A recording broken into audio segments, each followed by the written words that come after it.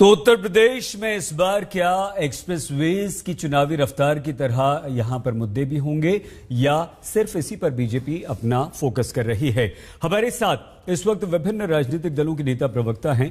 गौरव भाटिया जी, राजकुमार भाटी जी, संजीव सिंह जी, वारिस पठान जी, शांतनु गुप्ता जी, आप चारों को नमस्कार, आप चारों का स्वागत, आप चारों का धन्यवाद हमारे साथ जुड़ने के लिए। गौरव जी शुरुआत आपसे और कुछ आंकड़े। गौरव जी, अगर इसमें कुछ गलती हो तो आप हमें ठीक कीजिएगा। कई सारे लोकार्पण, शिलान्यास, 64,000 करोड़ की प्रधानमंत्री स्वस्थ भारत योजना की शुरुआत, बुंदेलखंड में डिफेंस कॉरिडोर का शिलान्यास, 22,000 करोड़ की लागत से पूर्वांचल एक्सप्रेसवे, 9,000 करोड़ का एम्स, फर्टिलाइजर फैक्ट्री, इसके अलावा भी कई सारी चीजें। गौरव जी, ये सब हुआ है, लेकिन इसके बाद भी अगर नाम आता है जिन्ना का, औरंगजेब का, गजनी का, तो क्या ईमानदारी से जवाब दीजिए, आपको लगता है कि उत्तर प्रदेश की जनता जो है वो विकास पर आपको वोट नहीं देगी? कहीं ना कहीं हिंदू मुस्लिम जरूरी होगा?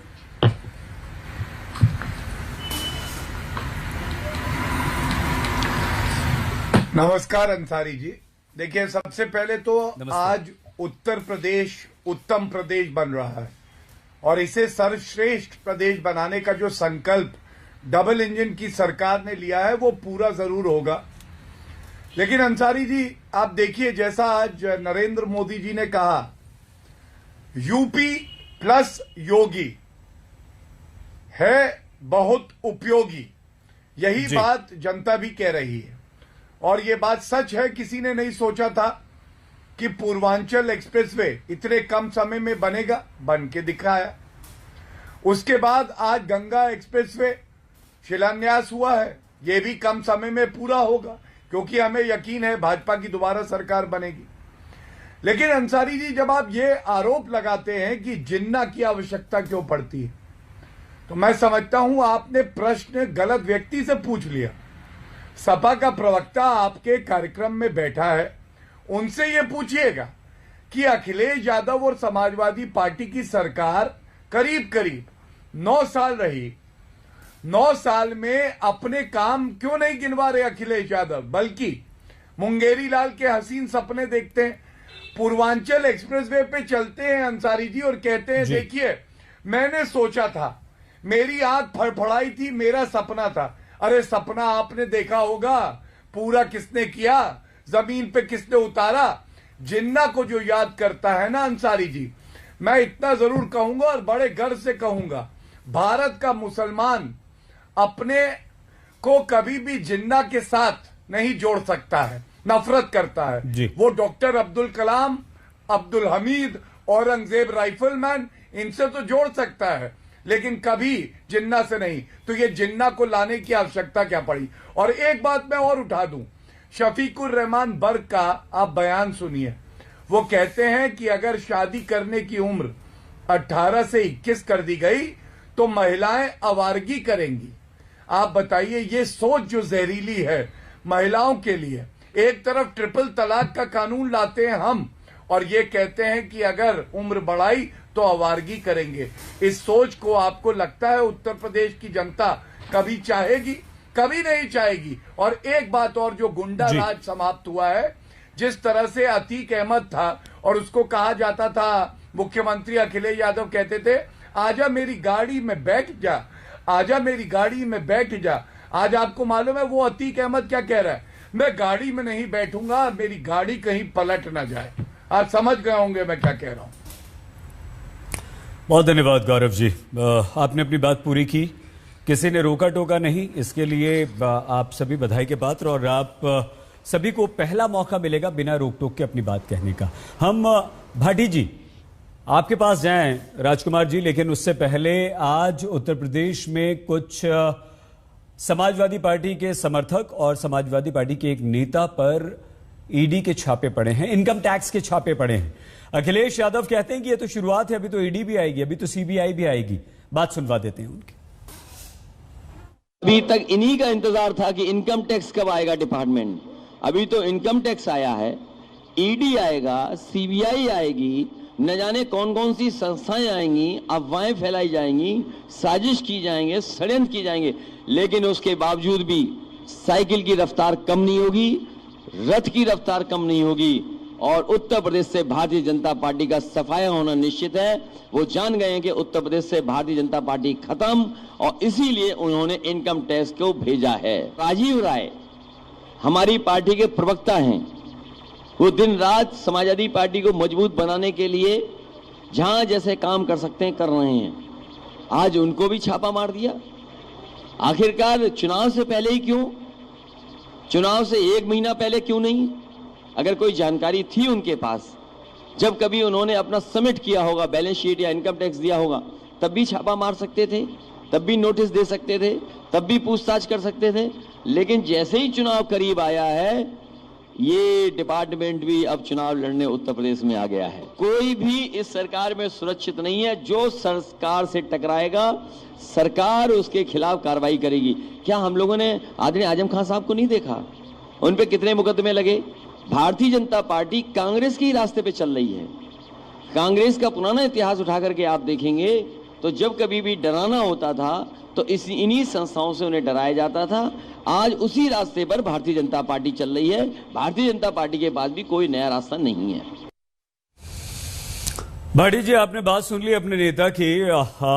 जो छापा इनकम टैक्स का आज पड़ा है, आपके कम से कम 3 समर्थकों और एक आपके साथी के घर पर, उसका विरोध अखिलेश यादव कर रहे हैं और राजनीतिक बदले की बात कर रहे हैं। लेकिन हमारा प्रश्न थोड़ा सा हटकर है भाटी जी। क्या 100 करोड़ से ज्यादा की योजनाओं का उद्घाटन, शिलान्यास करके विकास के पथ पर आपको घेरने की बीजेपी की, आपको पीछे धकेलने की कोशिश, प्रयास, ये कहना योगी आदित्यनाथ का कि अगर अब अगली बार कार सेवा हुई तो गोलियां नहीं चलेंगी, राम भक्तों पर पुष्प वर्षा होगी, यानी कि धार्मिक आधार पर भी आपको पीछे धकेलना और यहां पर ये छापे डालकर या छापों के द्वारा आपके नेताओं को भ्रष्ट घोषित करना, आपको हर मोर्चे पर क्या बीजेपी घेर नहीं रही है? इसका नुकसान नहीं होगा सर? दोनों प्रश्नों का आपके एक साथ उत्तर देता हूं। पहली बात तो जो इनकम टैक्स के छापे पड़े हैं, इससे इस देश में किसी को अचंभा नहीं हुआ, किसी को आश्चर्य नहीं है। सब ये इंतजार कर रहे थे। जिस तरह के प्रधानमंत्री उत्तर प्रदेश में भाषा बोल के गए थे, लाल टोपी वाले गुंडे, लाल टोपी से खतरा है, लाल टोपी से डरे, उनका भय दिखाई दे रहा था कि समाजवादी पार्टी सीना तानकर इनकी गुंडागर्दी के खिलाफ खड़ी है। अभी तो खाली इनकम टैक्स आया, अभी ईडी भी आएगी, सीबीआई भी आएगी और गुजरात से गुंडे भी लाए जाएंगे। बूथ कैप्चरिंग की कोशिश भी की जाएगी, ईवीएम टेम्परिंग की कोशिश भी की जाएगी, तमाम तरह के रुपये और शराब का प्रयोग भी भारतीय जनता पार्टी के द्वारा किया जाएगा। जिस तरह का नंगा नाच इन्होंने पंचायत चुनाव में किया, वो पूरे देश ने देखा। महिलाओं की साड़ियां खींची गई, पर्चे फाड़े गए, लोगों पर लाठियां चलाई गई, एसपी लेवल के अधिकारी तक को पीटा गया। इटावा का एसपी मीडिया के सामने चिल्ला चिल्ला के कह रहा था, सर मुझे बीजेपी के गुंडों ने मारा है, तमाचा मारा है, मुझे थप्पड़ मारा है। ये नंगा नाच देश को दुर्भाग्यवश देखना पड़ रहा है, क्योंकि देश में गुंडों की सरकार है और उत्तर प्रदेश में गुंडों की सरकार है। नंबर 1 बात। नंबर 2 बात, आपने अंसारी जी कहा कि Ganga express way, Purvanchal express way, ये देखा उत्तर प्रदेश ने, ये देखा उत्तर प्रदेश ने। उत्तर प्रदेश ने ये भी देखा कि भारतीय जनता पार्टी के एक विधायक ने एक महिला के साथ रेप किया, नाबालिग लड़की के साथ, और वो लड़की 8 महीने तक भटकती रही पूरे उत्तर प्रदेश में, मीडिया के सामने, हाई कोर्ट के सामने, मुख्यमंत्री के आवास पर, जगह जगह उसकी सुनवाई नहीं हुई। उस विधायक के खिलाफ एफआईआर जब हुई, जब हाई कोर्ट ने संज्ञान ले लिया, और उस विधायक की गिरफ्तारी तब हुई जब हाई कोर्ट के हस्तक्षेप के बाद सीबीआई उसमें आ गई। पूरी उत्तर प्रदेश सरकार उसे बचाती रही। मुख्यमंत्री को उससे मिलने का समय नहीं था, पीड़ित से मिलने का। जो अभियुक्त था उसके साथ मुख्यमंत्री चाय पी रहे थे। उत्तर प्रदेश ये भी देख रहा है कि उत्तर प्रदेश में गरीबी का स्तर लगातार बढ़ रहा है, बेरोजगारी लगातार बढ़ रही है, भ्रष्टाचार लगातार बढ़ रहा है, तानाशाही लगातार बढ़ रही है, तंत्र खतरे में। भाटिया जी बौखलाइए मत। आपने कहा था बीच में कोई नहीं बोलेगा, बीच में मैं बिल्कुल नहीं बोला था। और भाटिया जी, आपने एक शुरुआत की है इस डिबेट में, आपने मुझे अशब्द शब्दों में मेरा नाम लिया, बैठा है, लेकिन मैं आपका नाम सम्मान से ही लूंगा भाटिया जी, क्योंकि मेरी पार्टी का ही संस्कार है। आप जिस पार्टी में है उसमें धमकाने की, बदतमीजी के संस्कार हैं। आप गाली गलौज करते हैं, चरित्र ठीक है हनन करते हैं। भाटी जी, मुद्दे पर आ जाइए प्लीज। भाटी जी, समय नष्ट होता है। के साथ लेता रहूंगा, आप हमारे भाई हैं, बेशक दूसरी पार्टी में हैं। भाटी जी, हम आपके नेतृत्व करते हैं, आपका भी सम्मान करते हैं। हम शालीनता से ही आपको उत्तर प्रदेश में हराएंगे और उत्तर प्रदेश में आपकी बुरी दुर्गति होनी जरूरी है। उत्तर प्रदेश माइनस योगी, ये बनेगा अति उपयोगी। उत्तर प्रदेश मैं उत्तर दे दूंगा। नहीं अभी नहीं, बिल्कुल नहीं गौरव भाटिया जी, अभी तो 3 मेहमान हैं, उसके बाद आपका नंबर आएगा, आप नोट करते रहिए। संजीव सिंह जी, संजीव सिंह जी, नहीं तो ये ऐसा क्यों नहीं है? मैं करूंगा। नहीं, बिल्कुल नहीं, बिल्कुल नहीं, आवाज बंद कीजिए गौरव भाटिया जी की। एक रिएक्शन सबका लेंगे, उसके बाद आपके पास आएंगे भाटिया जी। प्लीज प्लीज भाटिया जी, निवेदन आपसे, निवेदन आपसे। संजीव सिंह जी, मैं दोनों की आवाज बंद कर दीजिए ना, भाटी जी और गौरव भाटिया जी की आवाज बंद कीजिए प्लीज। आपस में फोन कीजिए, एक दूसरे को जितने अपशब्द कहना है कहिए, यहां नहीं चलेगा प्लीज। संजीव सिंह जी, एक ही दल के रहे हैं दोनों। संजीव जी प्लीज, संजीव जी आपकी आवाज बिना बोले आप प्रश्न सुन लीजिए प्लीज। संजीव जी, काशी में बीजेपी नरेंद्र मोदी जो है वो 12 मुख्यमंत्रियों को इकट्ठा कर लेते हैं संजीव जी, और विकास की बात करते हैं, काशी को महत्वपूर्ण करते हैं, उत्तर प्रदेश को और ज्यादा महत्वपूर्ण वहां पर बना देते हैं। और आपके नेता राहुल गांधी बार बार हिंदुत्ववादी, और आज भी अमेठी में वो हिंदू और हिंदुत्ववादियों के बीच ही फर्क समझाते रहे। क्यों नहीं संजीव जी? आज उत्तर प्रदेश में क्या बेरोजगारी नहीं है? उत्तर प्रदेश में मूलभूत सुविधाएं, बिजली, पानी, सड़क, ये सब नहीं है, महंगाई नहीं है, क्यों राहुल गांधी इन पर नहीं बोलते हैं? संजीव जी, ऐसे कैसे आप जीतेंगे उत्तर प्रदेश? सईद जी, पहली बात की थोड़ा सा समय दीजिएगा। 2 डिफरेंट सवाल आपने पूछा है जी। एक तरफ धर्म के धंधेबाजी करने वाले भारतीय जनता पार्टी के उस चरित्र को बताऊंगा, दूसरी तरफ उस कथित विकास को। नरेंद्र मोदी जी जिस वाराणसी से चुनकर के सांसद गए, मैंने 3 सवाल पूछा था एक चैनल पे, वही सवाल आज भी पूछ रहा हूं। गौरव भाटिया जवाब देके जाएंगे, उस दिन थे, लेकिन इनके साथ उस जो एंकर थे वो भारतीय जनता पार्टी के द्वितीय प्रवक्ता ग्रुप में काम करते। पहला सवाल यह है कि नरेंद्र मोदी जी को जो यात्रा थी वाराणसी की, कॉरिडोर के उद्घाटन की, वो सरकारी थी कि निजी थी कि भारतीय जनता पार्टी की थी? दूसरी, उस आयोजन में मुख्यमंत्री परिषद की बैठक हुई, उसमें गैर भाजपा दल के मुख्यमंत्री क्यों नहीं आए? ये सरकारी थी कि निजी थी कि भारतीय जनता पार्टी की केवल थी? और तीसरी बात कि जो प्रधानमंत्री जी संसद का सत्र चल रहा है, ये पूरा आयोजन जो हुआ, जहां पर एक किसी शंकराचार्य को आकर के मंदिर का उद्घाटन करना चाहिए, क्योंकि हमारा संविधान इजाजत नहीं देता। गौरव भाटिया एक अधिवक्ता हैं, हम संविधान की शपथ लेते हैं, कोई भी मुख्यमंत्री, कोई भी प्रधानमंत्री मंदिर मस्जिद का उद्घाटन नहीं कर सकता। और एक सवाल पूछता हूं, अगर आज नरेंद्र मोदी जी काशी विश्वनाथ मंदिर जाकर के नारा लगाना एक हिंदू के तौर पे, एक निजी व्यक्ति के तौर पे सही था, लेकिन प्रधानमंत्री के पद पे नहीं। मैं पूछना चाहता हूं, कल के दिन कोई मुसलमान अगर इस उत्तर प्रदेश का नहीं किसी भी राज्य का मुख्यमंत्री बन जाए या देश का प्रधानमंत्री बन जाए, और वो किसी मस्जिद के उद्घाटन में जाकर के कहे कि नारे तकबीर अल्लाह अकबर, तो क्या इसका समर्थन करेंगे? पहले ये बता दें। और दूसरी तरफ आरटीआई का जवाब आया है, उत्तर प्रदेश के 55 विभागों में 12,531 परियोजनाएं चल रही हैं। बहुत शर्म की बात है कि 9,700 परियोजनाएं लंबित हैं, और ये 2,900 योजनाएं अभी तक चल रही हैं, जिसमें बहुत सी विभागों में पैसा नहीं गया। ये engineer Rahul Singh RTI activist है। एक तो इनका कथित विकास, दूसरी तरफ आप अभी बार बार सईद भाई कह रहे हैं कि एक्सप्रेस वे का ये कैमरे को बड़ा करके देख लीजिएगा, ये 14 किलोमीटर में 35 जगह दिल्ली मेरठ एक्सप्रेस हाईवे बंद गया और वो बैठ गया है। वही नारा है, सोच ईमानदार, काम दमदार। पता चला नारियल नारियल, अरे सुनिए, आवाज तो आपकी बंद करा दूंगा। नारियल नहीं फूटता है, लेकिन सड़क फूट जाती है। ये विकास है एक्सप्रेस हाईवे का। बिल्कुल सही कहा है, बिल्कुल सही कहा है। ये सावरकर के संजीव जी समाप्त कीजिए हो गया संजीव जी, और इनके साथ देश ईमानदारी से जवाब देगा। संजीव जी, 2022 में जनता जवाब देगी। ठीक है। वारिस पठान जी, धर्म एक निजी आस्था का विषय होता है, बहुत ही पर्सनल होता है। हम आपको वारिस पठान जी याद दिलाना चाहते हैं बंगाल में लेफ्ट ने यह कहा कि हमें सिर्फ बीजेपी को हराना है, भले ही ममता जीत जाएं हमें कोई फर्क नहीं पड़ता, और कांग्रेस का भी यही वहां पर बर्ताव देखने को मिला। उत्तर प्रदेश में आप धर्म की राजनीति करेंगे या आप बीजेपी को हराने के लिए मैदान में उतर रहे हैं? देखिए सईद साहब, हम तो पहले दिन से कह रहे हैं कि हम उत्तर प्रदेश में चुनाव लड़ रहे हैं और हमारा मेन इशू एक ये है कि हमको बीजेपी को हराना है और इस मर्तबा हमको योगी को उत्तर प्रदेश का चीफ मिनिस्टर बनने से रोकना है। और हमने पहले कहा जो भी दल चाहता है कि बीजेपी को हराए वो हमारे साथ आए, कांधे से कांधा मिलाए असद ओवैसी साहब के और बीजेपी को हराए।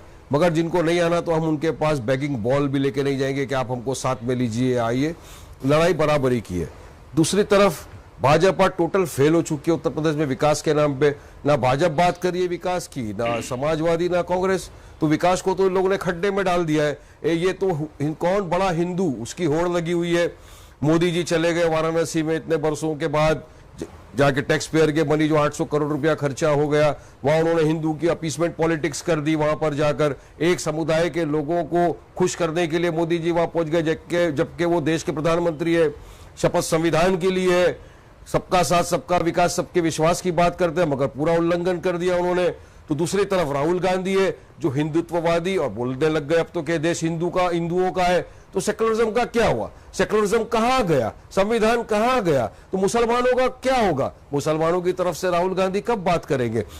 मतलब ये हो गया कि मुसलमान सिर्फ दरी बिछाने के लिए इतने बरसों से 70-75 सालों से आपने मुसलमानों के वोट लिए, मगर आज भी उत्तर प्रदेश का मुसलमानों का विकास हुआ कहां है? आज भी देश के मुसलमान तो पिछड़ा हुआ वर्ग है, सोशली एजुकेशनली बैकवर्ड है। कमिटीज के रिपोर्ट ये दर्शाता है कि मुसलमान बैकवर्ड है। और राहुल गांधी भी हिंदुत्व की बात करने लग गए, हिंदुओं का देश। मैं बोलना चाहूंगा आपके चैनल के माध्यम से कि जितना ये देश राहुल गांधी का है उतना ही देश वारिस पठान का है, उतना ही देश पर मुसलमानों का अधिकार है, उतना ही सिख, क्रिश्चियन, ईसाई भाइयों का भी अधिकार हमारे देश के ऊपर है। तो अगर इसी तरह से बात करेंगे तो विकास की कौन बात करेगा? भाजपा सरकार से लोग सवाल कर रहे हैं देश के अंदर बढ़ते हुए पेट्रोल, डीजल, गैस के बारे में, उनके पास कोई जवाब नहीं है। आज मोदी बोल रहे हैं झूठ कि हमारी सरकार तो गरीबों की है। अरे गरीबों का तो आपने बेड़ा गर्क कर दिया है। लाखों युवा उत्तर प्रदेश का आज भी बेरोजगार घूम रहा है, उनके पास रोजगार नहीं है, खाने को पैसा नहीं है, जबकि सिर्फ उद्धार हो रहा है तो अडानी और अंबानी का हो रहा है। अमीरों की बात हो रही है, अमीरों का ही पास पैसा आ रहा है। और आज भी सेकेंड वेव के अंदर जो लोग मर गए, जिनकी जाने योगी के फेलियर की वजह से हुई, वहां का कोई पुरसान हाल नहीं। मोदी जी वहां जाते नहीं मिलने, एक भी परिवार के पास मोदी जी गए नहीं जिनकी जान चली गई सेकेंड वेव कोरोना काल के अंदर। और यहाँ पे आके बड़ी बड़ी बात करना, तो ये साफ दर्शाता है कि इनको कोई भी विकास की नहीं पड़ी है। ये इनका मुद्दा एक ही आ गया है, मंदिर पहले राम का नाम लेते हुए समाप्त कीजिए और प्लीज अपनी बात कीजिए AIMIM की। आप बीजेपी की ज्यादा बात कर रहे हैं। बहुत धन्यवाद सर। शांतनु गुप्ता जी, उत्तर प्रदेश में शांतनु जी, इन विधानसभा चुनावों में जो योगी आदित्यनाथ ने पिछले 3 महीनों में लगातार शिलान्यास, उद्घाटन, योजनाओं की सौगात प्रधानमंत्री का लगातार जाना, ठीक है, ये चुनाव में कैंपेन है और हर राजनीतिक दल का अधिकार है। राहुल भी कर रहे हैं, अखिलेश भी कर रहे हैं, बस सब लोग कर रहे हैं, ओवैसी साहब भी कर रहे हैं। आपको क्या लगता है कि क्या महत्वपूर्ण होगा? ये जनता के मन मस्तिष्क पर असर डालेगा या कहीं ना कहीं महंगाई, बेरोजगारी और मूलभूत सुविधाएं, वो जो एक आम व्यक्ति के मुद्दे होते हैं, वो उसके मन में रहेंगे? शांतनु जी। सैयद भाई, एक उत्तर प्रदेश का नागरिक होने के नाते आज मैं उत्तर प्रदेश की जनता को शुभकामनाएं देता हूं और कि आज उनको एक इतना बड़ा एक्सप्रेसवे मिलने जा रहा है और उसका काम शुरू हो रहा है जो मेरठ से लेकर प्रयाग तक जाएगा और देश का दूसरा सबसे बड़ा कंट्रोल्ड एक्सप्रेसवे होगा 600 किलोमीटर का, जो 12 जिलों से होकर जाएगा। और देख रहे हैं जिस तरह से, जैसे आपने खुद बताया कि पिछले 2 महीने से हमने बहुत सारे उद्घाटन देखे हैं, बहुत सारे कंप्लीट प्रोजेक्ट होते हुए देखे हैं। ऐसे ऐसे प्रोजेक्ट 70-70, 40-40 साल, 50-50 साल से पेंडिंग थे, 10-10 साल से पेंडिंग थे, उनको पूरा होता देखा है। तो हम देख रहे हैं कैसे डबल इंजन सरकार की विकास चालिसा जोर से चल रही है। आपने कहा कि वोटर वोट क्यों करेगा, और आपने कहा केवल मुद्दे कुछ, केवल महंगाई मुद्दा है, केवल बेरोजगारी मुद्दा है। देखिए, इन्फ्लेशन इस समय 4.5% पे चल रहा है। उत्तर प्रदेश में इस समय अगर आप देख लें तो देश के सबसे कम पेट्रोल के दाम हैं। वारिस पठान जी बैठे हैं, वारिस पठान जी की जो पार्टी हैदराबाद से आती है और वहां की जो सरकार है उससे बहुत अच्छे ताल्लुकात हैं। तेलंगाना में पेट्रोल और उत्तर प्रदेश में पेट्रोल में कम से कम 10 रुपए का फर्क है, कम से कम 12 रुपए का फर्क है। वारिस पठान जी वहां जाके नहीं बोलेंगे, इसे कहते हैं दोगली राजनीति। तो उत्तर प्रदेश का व्यक्ति समझ रहा है कि अगर दिक्कत है भी तो वो दिक्कत सॉल्व कौन कर सकता है। एक अखिलेश यादव जो आधे समय लंदन में पड़े रहते हैं, जिनकी पार्लियामेंट में अटेंडेंस 37%, 36%, लखनऊ से दिल्ली नहीं जाते हैं, वो सॉल्व करेगा। या फिर योगी मुख्यमंत्री जो सुबह 4 बजे उठता है और रात के 12 बजे तक देश की जनता के लिए काम करता रहता है। और हमने पिछले 2 महीने में देखा, अगर एक एक्सप्रेसवे बनता है तो उससे एम्प्लॉयमेंट आता है, उससे सब्जी लाने वाले, फल लाने वाले, दूध लेने वाले, उनके सबके लिए आसान हो जाता है। वहां के gas pipeline, water grid pipeline, optical pipeline, fibre pipeline, बहुत सारी चीजें होती हैं। केवल एक एक्सप्रेसवे नहीं होता। और जितने भी डेटा दे रहे हैं, पता नहीं कहां से डेटा लाते हैं। और जब मैं भाटी जी के मुंह से ईवीएम सुनता हूं तो मुझे दिख जाता है कि हार सामने दिख रही है।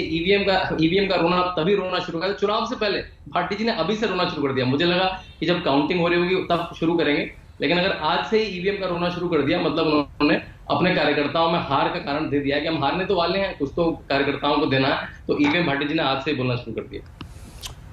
ठीक है शांतनु जी, लेकिन रोना रोना और ये सब, हम शब्दों की मर्यादा का भी हमेशा ख्याल रखते हैं और निवेदन बार बार आपसे करते हैं। गौरव जी, आप जिसका चाहें जवाब दीजिएगा, लेकिन शांतनु जी ने भी कहा कि इतना विकास किया है, इतना कुछ आपने उत्तर प्रदेश की जनता को दिया है, और उन्होंने तो यहाँ तक कह दिया कि पेट्रोल देश में भले ही महंगा हो रहा है लेकिन उत्तर प्रदेश में देश के मुकाबले, अन्य राज्यों के मुकाबले सस्ता है।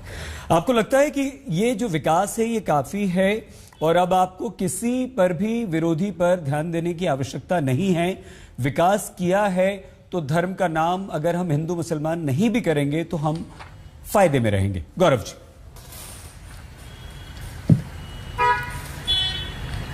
अंसारी जी, मैं सबकी बात का उत्तर दूंगा। बड़े धैर्य से अपनी बारी का इंतजार कर रहा था। धन्यवाद। मैं एक बात जरूर कहूंगा, आपका चैनल इस देश का बहुत बड़ा चैनल है। ऐसा पता नहीं क्यों होता है, इससे पिछली डिबेट में 4 प्रवक्ता जो हैं वो भाजपा विरोधी थे और मैं अकेला था। आज आपने 3 प्रवक्ता ऐसे बुलाए हैं जो भाजपा का विरोध करते हैं जी, और मेरे साथ शांतनु जी हैं जो एनालिस्ट हैं। आप मुझे ये बताइए, कभी आप नहीं, प्लीज संजीव जी प्लीज नहीं बोलेंगे। हमारे, मैं बात पूरी कर लूं। हाँ, मैं बात पूरी कर गौरव जी प्लीज बात पूरी कीजिए प्लीज। मेरा सवाल अंसारी जी ये है, एक सकारात्मक अच्छी चर्चा के लिए ये भी आवश्यक है कि समय बराबरी से मिले और जो हमारे समर्थक दल हैं उनको भी आप बुलाइए। 2-2 का अनुपात हो, 3-3 का हो, या 1-1 फेस ऑफ हो जाए। लेकिन इस तरह से हर बार 3-4 विभिन्न विपक्षी पार्टियों के प्रवक्ताओं को बुलाएं और फिर हमारी तरफ से एक जना हो और उसके बाद हम कहें कि हम बोलना चाहते हैं तो आप द्वारा कहा जाए कि इनका माइक बंद कर दो। तो अंसारी जी, ये दूसरी या तीसरी बात हुआ है। मैं एक बात आपसे जरूर कहूंगा जी, आप न्योता देते हैं तो हम आते हैं और आपको केवल गुजारिश करनी है, बीच में कोई नहीं बोलेगा, लेकिन कभी भी आइंदा से ये बात मत बोलिएगा कि माइक बंद कर दीजिए, क्योंकि ये उचित नहीं लगता है, सम्मानजनक नहीं होता है। मेरा जो सवाल था मैंने आपसे पूछ लिया, अब आप उत्तर दे दीजिएगा, लेकिन अब मैं तीनों का उत्तर देना चाहूंगा। देखिए, है क्या, 2.5 साल बाद आज राहुल गांधी जो है वो गए अपनी अमेठी कॉन्स्टिट्यूएंसी में। ये इनकी पारिवारिक सीट मानी जाती थी लेकिन हार गए। क्यों हारे आपको मालूम है? क्योंकि ये निठल्ले निकम्मे एक सांसद थे और जनता ने नकार दिया। रायबरेली सोनिया गांधी 2 साल से नहीं गई, कोविड के समय में भी नहीं गई। संजीव जी क्यों नहीं गई है? प्लीज नहीं करूंगा सही जी। संजीव जी प्लीज। निकम्मे नहीं। संजीव जी प्लीज। फिर मैं संजीव जी 1 सेकंड कराइए प्लीज। संजीव जी 1 सेकंड आप कंट्रोल करिए। हाँ गौरव जी कंप्लीट कीजिए। धन्यवाद। देखिए, रायबरेली सोनिया गांधी 2 साल से नहीं गए हुए हैं। क्यों नहीं गई हैं? क्या उनको जनता से लगाव नहीं है? राहुल गांधी 2.5 साल बाद अमेठी जाते हैं। अब आप बेरोजगारी की बात भी उठा रहे थे तो मैं एक आपको न्यूज दिखाता हूं मेरे हाथ में। राजस्थान में 30% बेरोजगारी दर है, पूरे देश में सबसे ज्यादा। वहां का युवा नौजवान लखनऊ आता है, कांग्रेस हेडक्वार्टर के बाहर प्रदर्शन क्यों करता है मालूम है? क्योंकि उनको पता है जहां चुनाव है वहीं पे चुनावी हिंदू हैं। तीसरी बात, आपने कहा ना कि ये क्या है जो राहुल गांधी बोल रहे हैं। आज राहुल गांधी को रुद्राक्ष की माला किसी ने भेंट करी, उन्होंने हाथ से ऐसे हटा दिया। जालीदार टोपी पहनाता तो पहन लेते, ये इसलिए है कि हिंदुओं से नफरत है, हिंदू आतंकवादी है, हिंदू बोको हरम और आइसिस है ये कांग्रेस पार्टी। अब सपा पे आते हैं। सपा ने आपके चैनल पे बड़ा आपत्तिजनक बात कही। उन्होंने कहा गुजरात से गुंडे बुलाए जाएंगे। एक सेकंड प्लीज। क्या ये आपत्तिजनक नहीं है? जब नंबर आएगा तो बोलिएगा प्लीज। हाँ गौरव जी कंप्लीट कीजिए। हाँ देखिए, हाँ मेरा सपा से यही अनुरोध है। उन्होंने कहा गुजरात से गुंडे बुलाए जाएंगे। आज गुजरात की जनता सुन रही है ये बात। गुजरात को गाली दे रहे हैं यहां बैठ के कि गुंडे वहां पे हैं। और अखिलेश यादव ने भी ऐसे ही कहा था कि गुजरात के गधे आए उत्तर प्रदेश। पता चल गया कि गधा कौन है जब सरकार इनकी चली गई। दूसरी बात, महिला सुरक्षा पे आप मत बोला करिए। गायत्री प्रजापति को मंत्री बनाया, आज जेल की सलाखों में है। और क्यों है? क्योंकि एक हमारी बहन के साथ बलात्कार किया और हटाया तो आधा मुख्यमंत्री अखिलेश यादव दोबारा 4 दिन बाद उन्हें रखता है। क्या मजबूरी थी ये नहीं बताएंगे। मजबूरी ये थी कि वोट के लिए किसी को भी ये मंत्री बना सकते हैं, सत्ता का सुख भोगना है। तीसरा, एआईएमआईएम पे आ जाते हैं।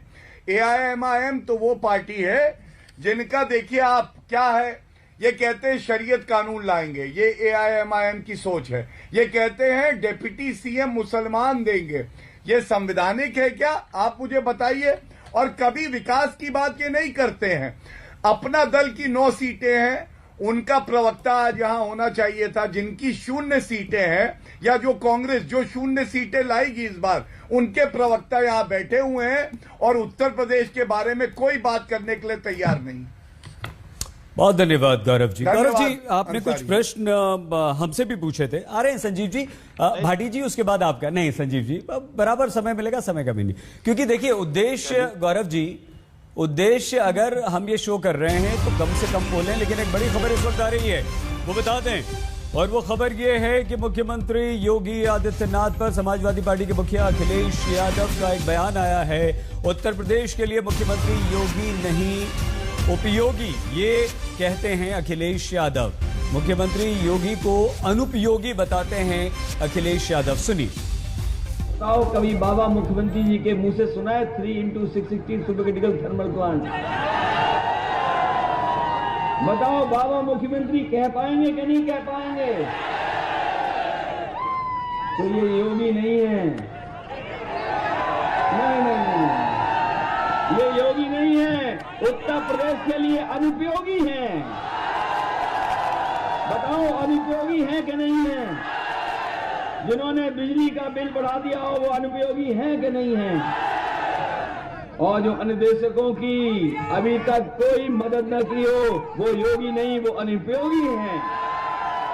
जिन्होंने बिजली का बिल बढ़ाया वो कौन है? अनुपयोगी हैं उत्तर प्रदेश के मुख्यमंत्री योगी आदित्यनाथ, ये अखिलेश यादव कहते हैं। भाटी जी प्रश्न आपसे पूछें उससे पहले गौरव जी, आपने जो भी बातें कही हैं, हमारा उद्देश्य सिर्फ ये होता है कि ज्यादा से ज्यादा समय आप लोगों को मिले और वो आपकी मर्जी है कि उसमें आप अपने प्रदेश, अपने देश की जनता को अपनी पार्टी का विजन बता सकें, अपने कार्य बता सकें, या दूसरी पार्टी के नेताओं पर कटाक्ष या व्यंग या कर सकें। और जहां तक बुलाने का सवाल है तो ठीक है, आपने कहा, आपकी बात ससम्मान रखते हैं और कोशिश करेंगे। लेकिन हम जो करते हैं, हमारा एक एडिटोरियल बोर्ड होता है और वो बोर्ड तय करता है। बहुत धन्यवाद, आपका सुझाव है, बहुत अच्छा सुझाव। मैंने बहुत सम्मान के साथ आपके इस सुझाव को गौरव भाटिया जी लिया है। भाटी जी धन्यवाद। कौन से ऐसे वो मुद्दे आपको लगते हैं, क्योंकि आपने कहा उत्तर प्रदेश में बेरोजगारी, उत्तर प्रदेश में महंगाई, उत्तर प्रदेश में महिला सुरक्षा, उत्तर प्रदेश में सरकारी मशीनरी का दुरुपयोग, सब कुछ हो रहा है। कैसे प्रदेश की जनता को आप बताएंगे कि आपको वापस लाया जाए, ताकि आप क्या ठीक कर सकते हैं? भाटी जी।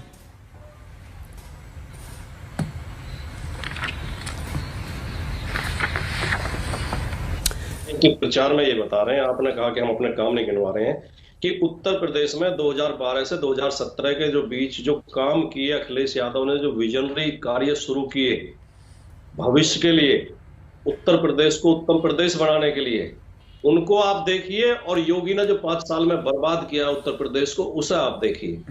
अभी रोजगार की बात कर रहे हो आप, पिछले सप्ताह ही लखनऊ में लाठियां चली हैं बेरोजगार युवकों पे, प्रदर्शन करते युवकों पे। योगी जी के एक सभा ने बेरोजगारों ने बैनर दिखा दिया था, तो योगी जी ने पता क्या भाषा बोली थी, ये बैनर नीचे करो वरना पूरी जिंदगी नौकरी के लिए तरस जाओगे। उत्तर प्रदेश की महिला अध्यापकों ने अपनी मांगों को लेकर अपने सिर मुंडवा दिए थे, तो पता योगी जी क्या बोलते हैं, ये इनके पिछले जन्मों के बुरे कर्म है जिनका ये फल भोग रही है।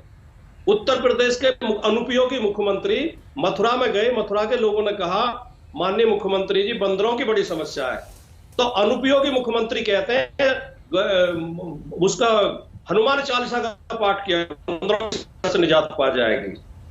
मुजफ्फरनगर के गन्ना किसानों ने अपनी मांग रखी योगी जी के सामने, तो अनुपयोगी मुख्यमंत्री कहते हैं गन्ना पैदा कर करके तुमने शुगर कर दिया लोगों को। ये उत्तर प्रदेश के मुख्यमंत्री बनने लायक है, उत्तर प्रदेश कुर्सी पे बैठने लायक है? ये अपना घोषणा पत्र उठा के पढ़ ले। योगी जी ने कहा था इंटर पास करने वाले हर छात्र को लैपटॉप देंगे, एक भी छात्र को दिया हो तो उसका नाम बता दें गौरव भाटिया जी। कहा था मेडिकल कॉलेज बनाएंगे, अस्पताल बनाएंगे, डिग्री यूनिवर्सिटी बनाएंगे, कुछ नहीं किया। लोगों को लड़ाते रहे, अपमानित करते रहे, धमकाते रहे। मुख्यमंत्री जो भाषा बोलते हैं सईद अंसारी जी, मुझे एक फिल्म थी उसमें वो शक्ति कपूर है, बात बात पे ये कहते हैं मैं खून खराबे वाले खानदान से हूं, मुझसे मत टकराना। मुख्यमंत्री शक्ति कपूर की स्टाइल में जब भी मंच पे खड़े होते हैं ठोक देंगे, मार देंगे, बदला ले लेंगे, जमीन में गाड़ देंगे, भगा देंगे।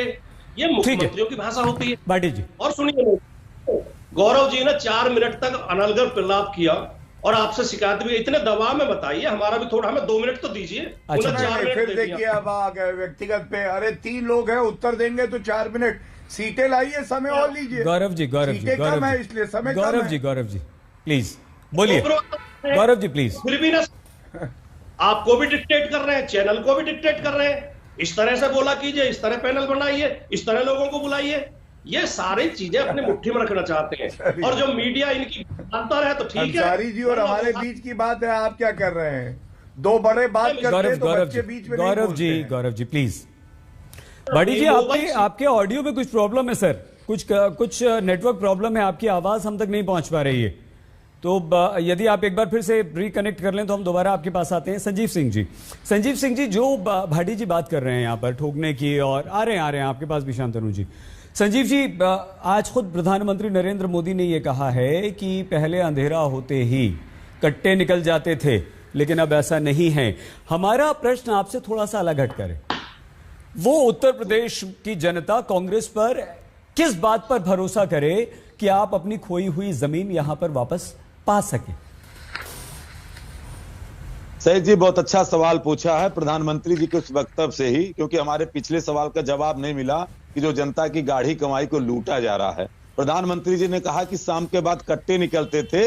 भारतीय जनता पार्टी की राष्ट्रीय उपाध्यक्ष हैं बेबी रानी मौर्य और पूर्व राज्यपाल थे। उन्होंने कहा कि जब अपराध बढ़ा तो उन्होंने अभी कहा था, कुछ दिन पहले वाराणसी गई थी, कह रही थी कि शाम 5 बजे के बाद महिलाएं थाने पर न जाएं। और दूसरी तरफ अगर अपराध नहीं है तो आज शाहजहांपुर में प्रधानमंत्री जी गए थे, मात्र 100 किलोमीटर लखीमपुर उन किसानों के परिवारों का आंख का आंसू पूछने क्यों नहीं गए? आज लखीमपुर कांड का प्रमुख अभियुक्त जो देश का गृह राज्य मंत्री है, मैं निंदा करता हूं जो भी मीडिया के चैनलों को किस तरह से अबे तबे की भाषा में बात किया। आज भी वो गृह राज्य मंत्री बना हुआ है, उसके ऊपर कुछ नहीं बोलते। और अगर अपराध घटा है सईद भाई, तो मैं कहता हूं कि बाबा जी को मुख्यमंत्री के रूप में पूरी सुरक्षा हटा करके, सर से लेके पैर तक गहना लाद करके उत्तर प्रदेश के किसी भी सड़क पे भेज दीजिए शाम 8 बजे। भाटिया जी, मालूम चल जाएगा उत्तर प्रदेश में अपराध का ग्राफ क्या है। और दूसरी तरफ उत्तर प्रदेश के लिए योगी, मोदी और पूरी टीम अनुपयोगी है। और इसलिए अनुपयोगी है कि आज बढ़ती हुई बेरोजगारी पे जवाब नहीं है, महंगाई पे जवाब नहीं है, अपराध पे जवाब नहीं है, भ्रष्टाचार पे जवाब नहीं है। बताइए, 25 लाख करोड़ से ज्यादा आज बैंकों का कर्जा इन्होंने जो है बट्टे में डाल दिया है, वो बैंक के लोग बैठे हुए हैं। इसलिए कहना चाहता हूं कि योगी और मोदी दोनों उत्तर प्रदेश के लिए अनुपयोगी, क्योंकि इन्होंने उत्तर प्रदेश के बहुत बड़े हैं भोगी। वारिस पठान जी, ठीक है संजीव जी। वारिस जी, क्या आपको लगता है कि अगर उत्तर प्रदेश का मुसलमान आपको वोट देता है तो वो कहीं ना कहीं बीजेपी को फायदा पहुंचा रहा है, क्योंकि अगर वो समाजवादी पार्टी, कांग्रेस, बहुजन समाज पार्टी किसी अन्य दल को जो बीजेपी से सीधे रेस में है, बीजेपी को सीधे हराने की स्थिति में है, अगर वो वोट कट जाता है, ये वोट उसके पास नहीं जाता है, तो आप बीजेपी को मदद ही कर रहे हैं। वारिस जी, देखिए बेबुनियाद इल्जामात है। हम तो जा रहे हैं वहां, हमारे हिस्सेदारी की लड़ाई है। हम चाह रहे हैं मुस्लिम एम्पावरमेंट के लिए।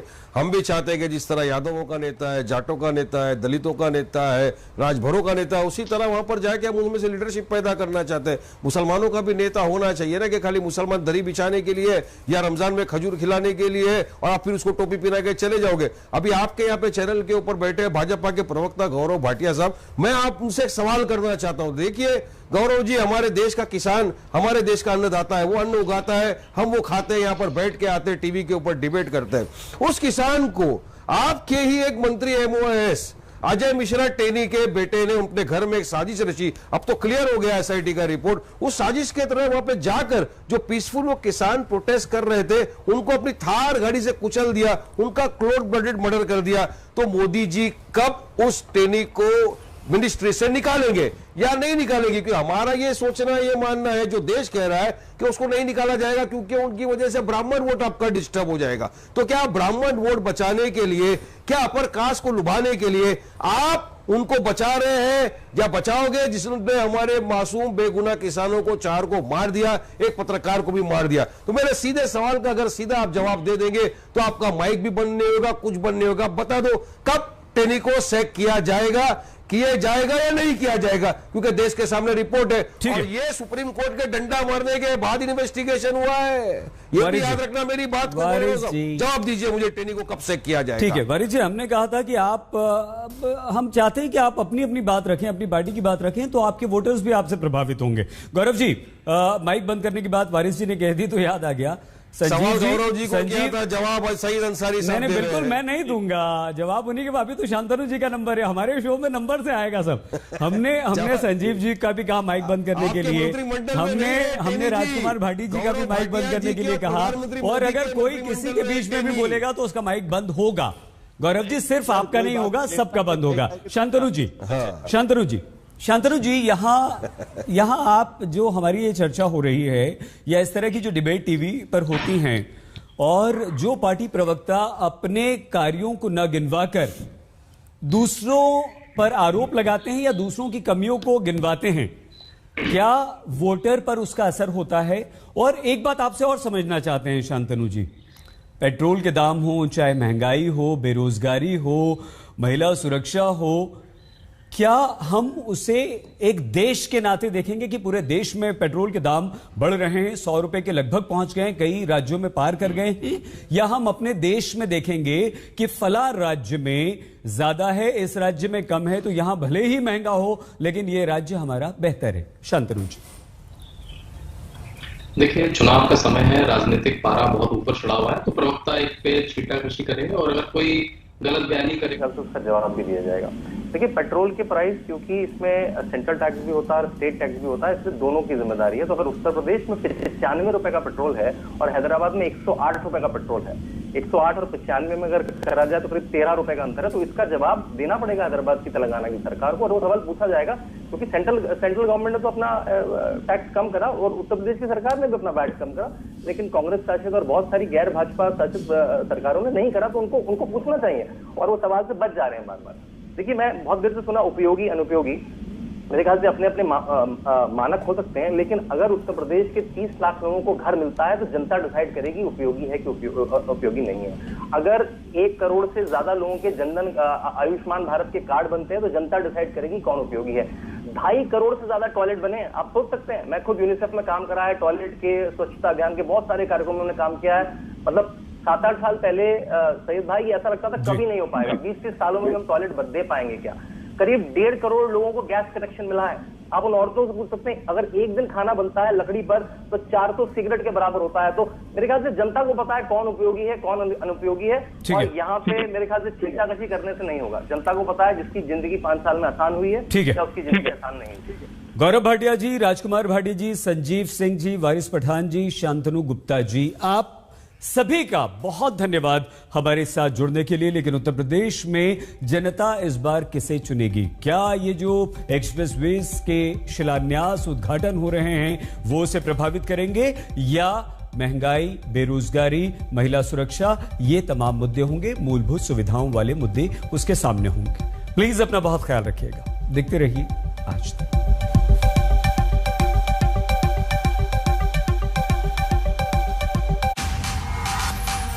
आज तक बेमिसाल 20 साल।